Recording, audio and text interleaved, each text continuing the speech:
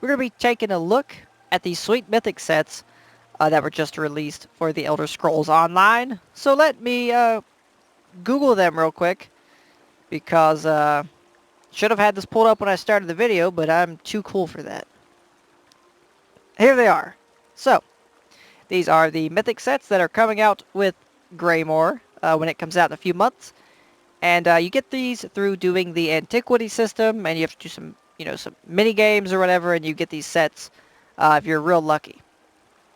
So in total, there are 6 of them, and keep in mind these are all subject to change because this is all super early stuff. So, the first one, Bloodlord's Embrace. After blocking an attack, you restore X amount of magicka. This effect can occur once every X seconds. So, you're blocking, you're doing your thing, you're blocking, tanking, you get hit, you restore 5,000 magic. Maybe, I don't know. It's completely up to them what they want the number to be. I feel like if they want to make these sets Mythic sets and make them super hard to get, that the numbers should be up there, and they should be kind of worth doing all this stuff to get, because, if the numbers and the cooldowns suck, then nobody's going to try to get this armor, and then it won't really be Mythic, it'll just be kind of lame. The next one we are talking about, though, is the Malakath's Band of Brutality. It increases your non-critical damage done by X%. So this is just a straight damage buff. Who knows? Could be really good. Honestly, all of these sound pretty cool, but it just really depends on what the percentages and the numbers and the stuff that it gives you is.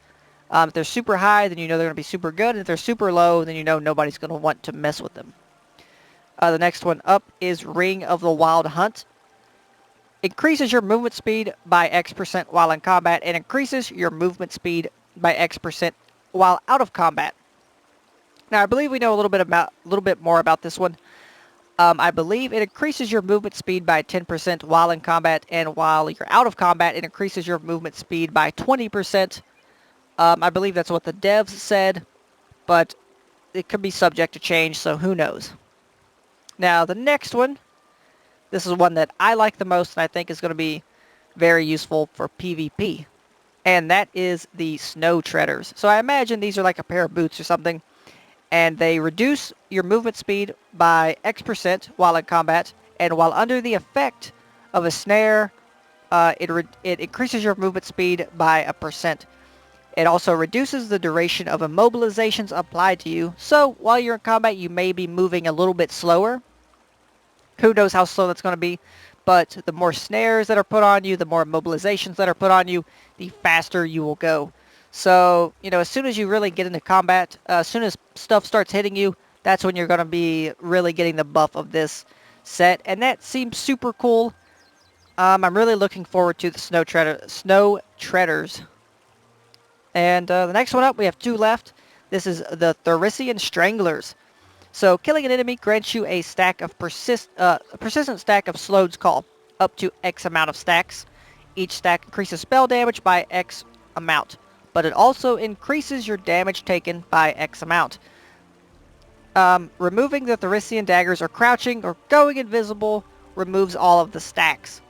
Now, I really like this set because it really rewards getting your spell damage super high, but also you're going to be really squishy, so you got to be prepared for that.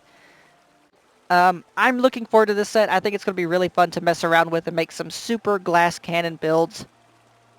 Get your spell damage super, super high, but also, you really got to protect yourself, have a ton of shields on, always be dodge roll and all kinds of fun stuff like that. And lastly, we have the Torque of Total Constancy.